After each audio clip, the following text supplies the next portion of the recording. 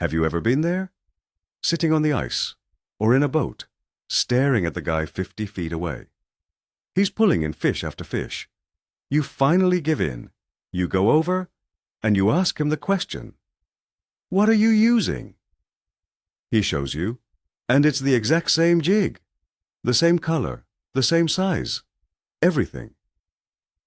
Yet he's catching them, and you've got nothing. Is he just lucky? Is he on some magic spot? I'm going to tell you right now, the answer is no. Today, we're going to uncover the brutal truth. We're going to break down the 20 tiny invisible things that angler is doing differently. This isn't about magic lures. This is about the details that turn a good jig into a deadly weapon. And I promise you, by the end of this, you'll look at that piece of lead and hook in a whole new way. So, let me ask you this before we start. Do you truly believe the lure is the most important part of the equation? Let me know in the comments, and let's see if you still think so in 10 minutes. For years, we've been programmed to think that the secret to fishing is buying the next hot lure. The fishing industry thrives on it. We see a new color, a new shape, and we think, this is it. This is the one that's going to change everything. We fill our tackle boxes with hundreds, sometimes thousands of dollars worth of jigs and plastics. We convince ourselves that if we just have the same lure as the guy who's catching fish, we'll have the same success. It's a comfortable belief because it puts the blame on the equipment, not on us. It's easier to buy a new jig than it is to fundamentally change our technique. But the veterans, the guys who consistently catch fish no matter what, they know the secret. The lure is maybe 10% of the battle. The other 90% is what you do with it after it hits the water. It's an entire system of details, and today, we're pulling back the curtain on that system. Let's start with the most overlooked connection. Your line. You both have the same jig, but is your line the same? Your neighbor might be using a 4-pound test fluorocarbon leader that's nearly invisible underwater. You might be tied directly with a 10-pound braided line that looks like a rope to a finicky perch or walleye in clear water. The difference in diameter is massive. A thinner line not only offers better stealth, but it also allows the jig to have a much more natural, free-falling action. A heavy, stiff line will kill that action. It creates drag in the water, making the jig fall unnaturally, almost like a pendulum. So the first thing to consider isn't the lure itself, but the string it's attached to.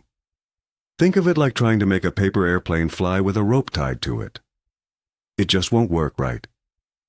That's what you're doing with a heavy line on a light jig. A simple change in line diameter can be the difference between a full bucket and going home empty. Now let's dig deeper into the line itself. The type matters just as much as the weight. Is your neighbor using fluorocarbon while you're using monofilament?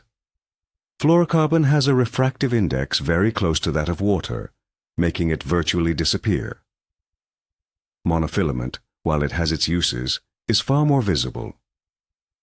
On top of that, mono stretches a lot. When you're trying to feel a subtle bite 50 feet down, that stretch can absorb the tick, and you never even know a fish was there. Your neighbor, with his low-stretch fluoro or a braid-to-fluoro setup, feels everything. Every pebble, every weed, and most importantly, every single light bite. He's not guessing when to set the hook. His line is transmitting direct information to his fingertips. So while you're waiting for a big thump that may never come, he's reacting to tiny signals that your line is completely swallowing. The choice between mono, fluoro, and braid isn't just a preference. It's a strategic decision that directly impacts sensitivity and visibility. Let's talk about the knot. Yes, the knot. You probably tied a standard clinch knot, cinched it down tight, and called it a day. It's strong, right? But look at your neighbor's jig. He might be using a loop knot, like a Rapala knot. What's the big deal? A clinch knot that's cinched tight to the eye of the jig can restrict its movement. It locks the jig in a fixed position. A loop knot, however, creates a small, open loop that allows the jig to pivot and swing freely. This gives it a much more natural and erratic action on the fall, and when you twitch it, it can rock and sway in a way that a restricted jig simply can't.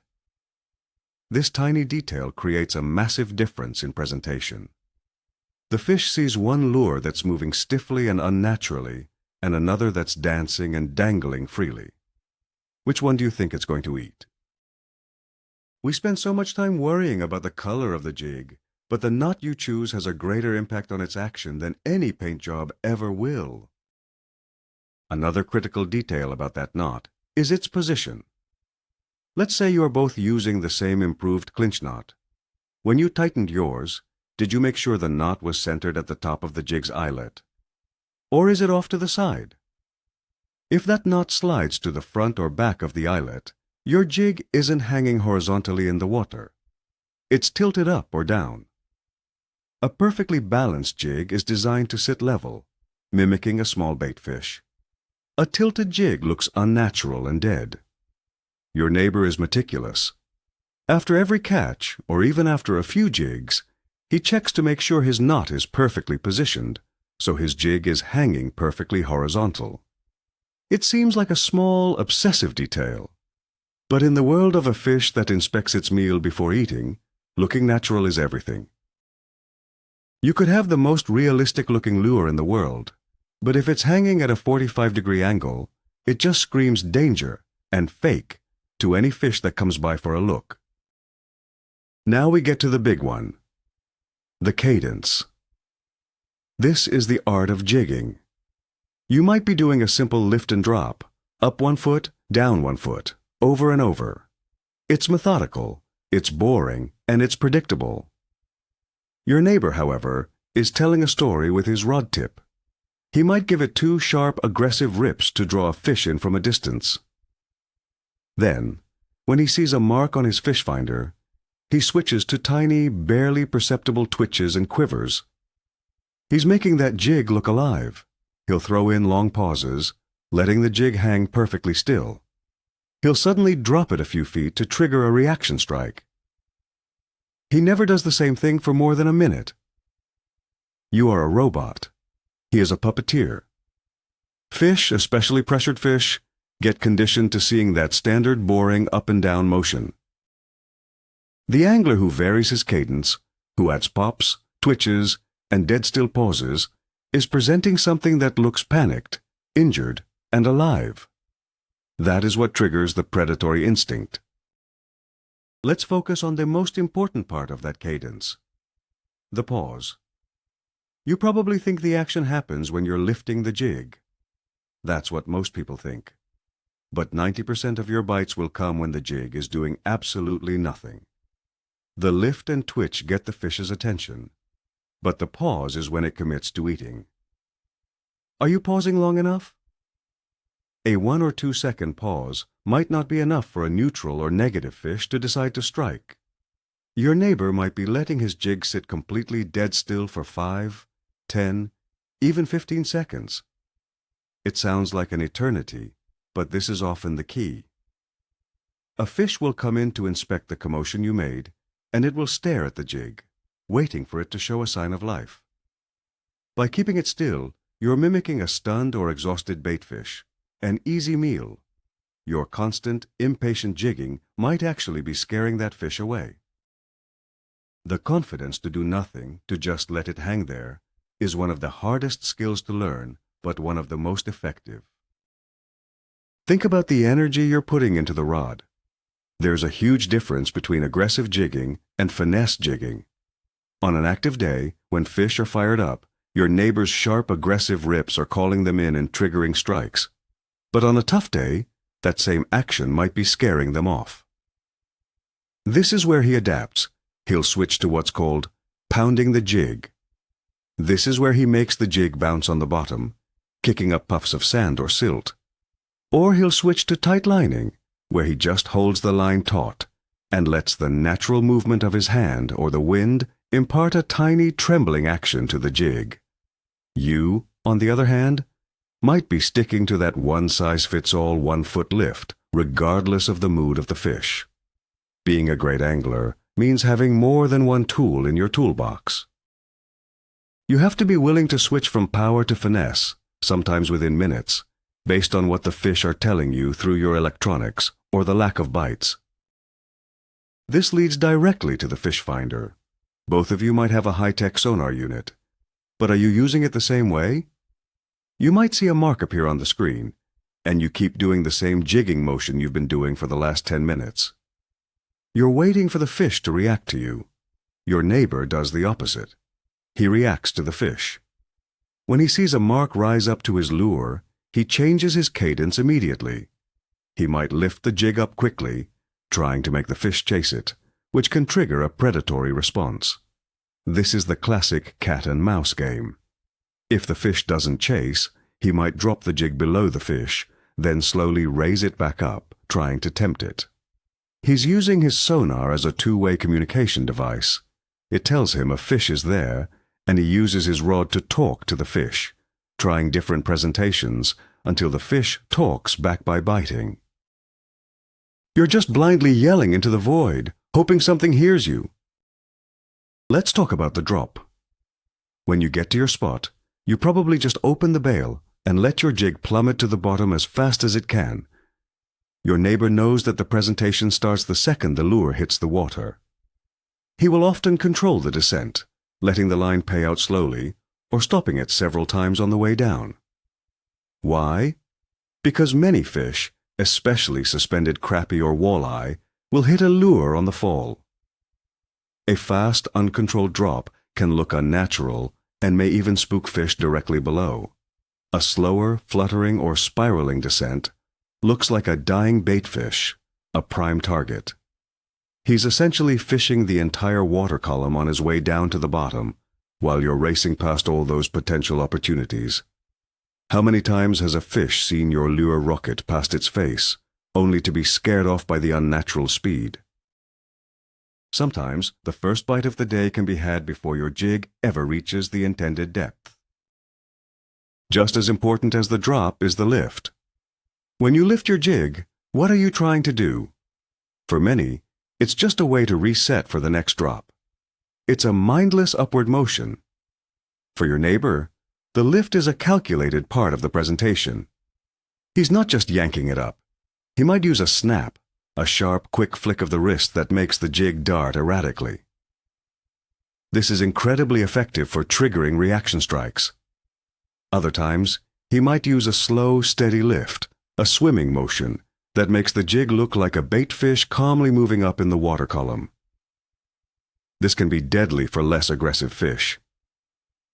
He understands that the upward movement is just as important as the fall. You need to think about what you want that jig to imitate.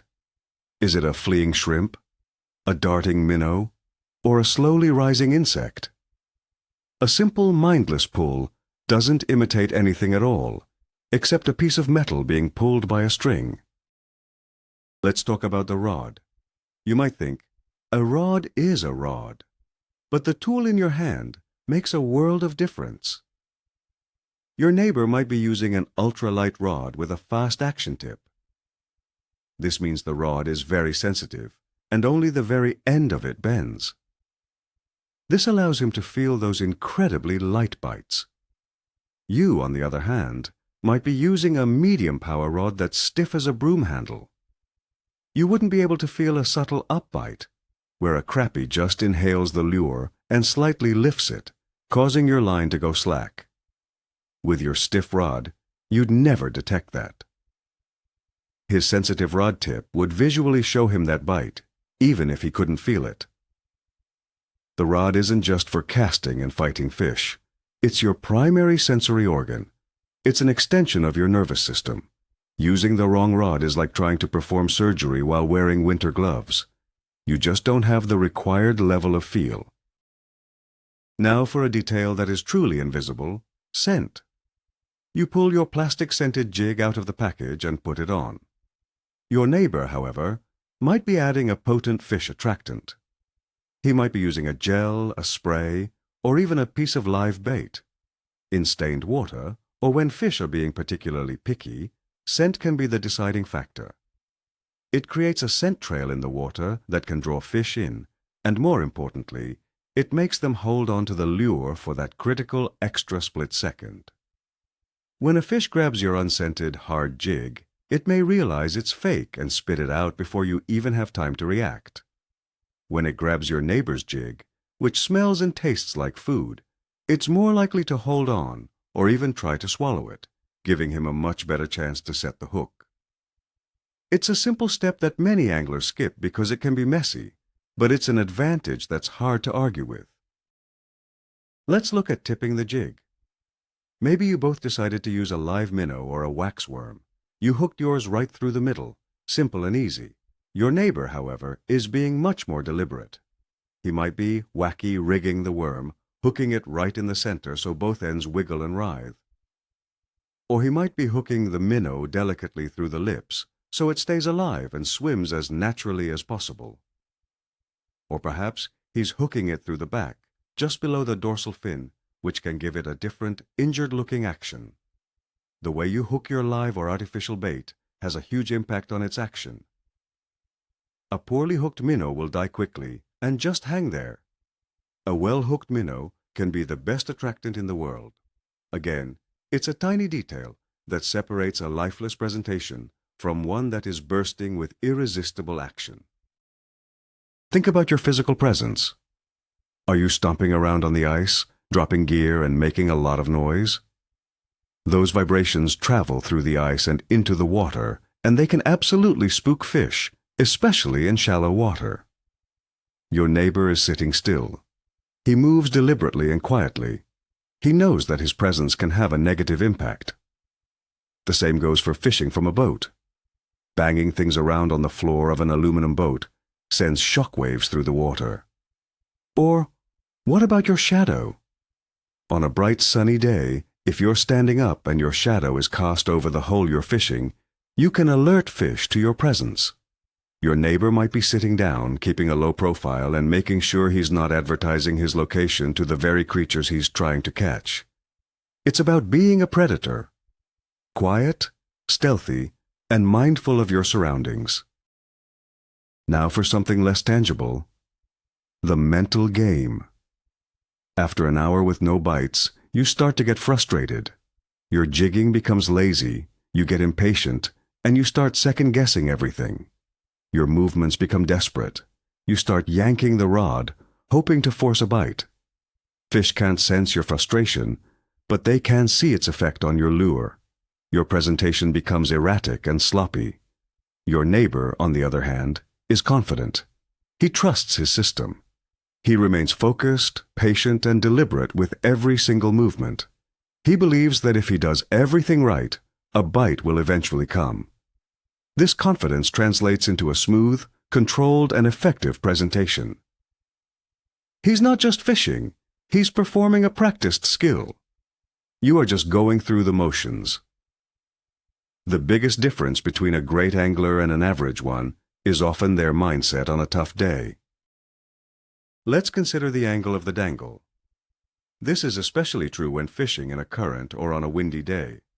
If you're using a light jig, the wind or current can put a big bow in your line. This means your jig isn't directly below you, it's being dragged off to the side. This kills your sensitivity. You can't feel subtle bites because you're not in direct contact with the lure. It also means your jigging motion isn't a vertical lift and drop. It's more of a diagonal drag and swing. Your neighbor understands this. He might use a heavier jig to cut through the current and maintain a vertical presentation. Or he might position his boat or his body to minimize the effect of the wind. He knows that maintaining a straight line to his jig is the absolute key to both presentation and bite detection. He's fishing vertically, while you're unknowingly fishing at a 45-degree angle, completely disconnected from what's happening at the end of your line. How often are you checking your bait? After a few dozen jigs, that little plastic nub or live minnow can get worn out or slide down the hook. It might be balled up, covering the hook point. This will ruin the action of the jig, and more importantly, it can cause you to miss fish when they do bite. You might get a thump, set the hook, and come up empty because the hook point was blocked. Your neighbor is almost obsessive about this. He reels up every 10 to 15 minutes, or after any suspected bite, just to check. He wants to ensure his presentation is perfect at all times. He knows that a fouled bait is a wasted bait. It's a bit of extra effort, but it ensures that when that one big fish of the day finally decides to eat, his hook is sharp, clear, and ready to do its job. It's a simple habit of discipline that pays huge dividends. Think about the depth you are fishing. You might have found the bottom and decided that's where the fish must be, so you keep your jig within a foot of the substrate all day long. Your neighbor is experimenting. He's using his fish finder to see where the bait fish are or where he's marking fish. He might be fishing 10 or even 20 feet off the bottom for suspended walleye or crappie.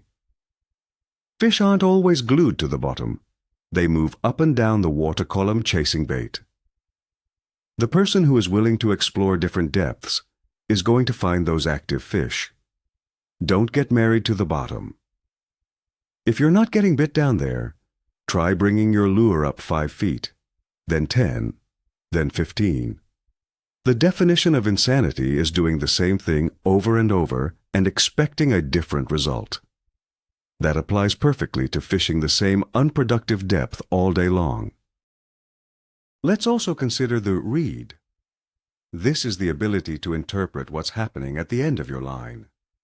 When your jig stops falling before it should have, do you recognize that as a fish that has inhaled it on the drop? Or do you just think you've hit a weed?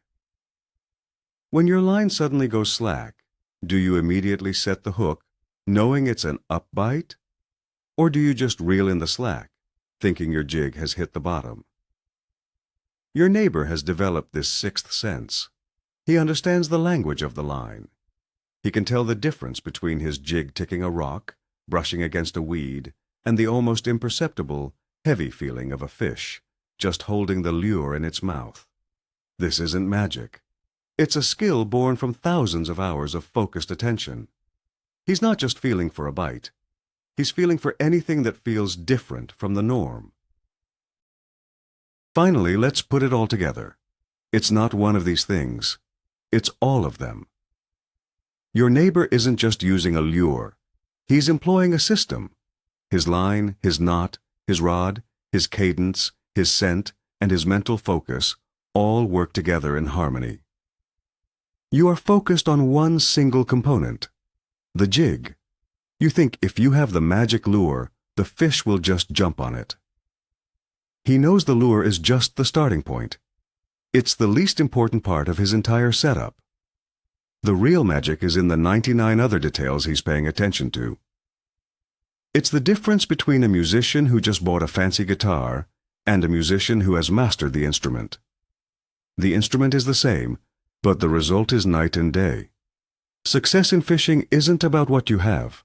It's about what you do with it. That is the brutal, simple truth. So, there you have it. It was never about the jig. That was the biggest misdirection of all. The reason your neighbor is out fishing you isn't because he has a secret lure or a lucky spot. It's because he has mastered a system of nearly invisible details. From his line diameter and his choice of knot, to his ever-changing cadence and his interpretation of the sonar, he is actively engaged in a conversation with the fish. You are just dropping a piece of metal in the water and hoping for the best. The real aha moment, the big twist, is that the lure is probably the least important part of the equation. And that's fantastic news. It means you don't need to go out and buy $1,000 worth of new tackle. You just need to change your approach. You need to start thinking about the whole system. Thank you so much for watching.